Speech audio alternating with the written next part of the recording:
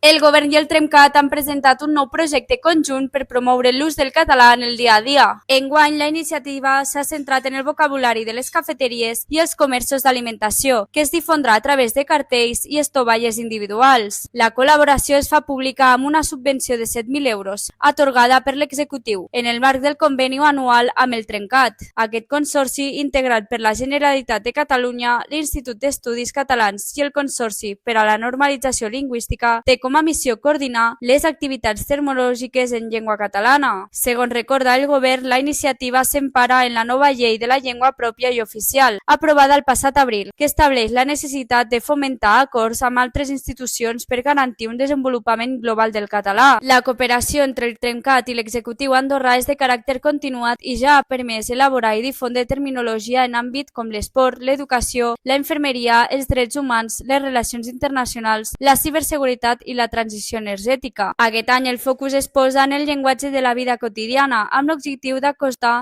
encara més la llengua catalana a la ciutadania. Segueix-nos per estar al dia de totes les novetats.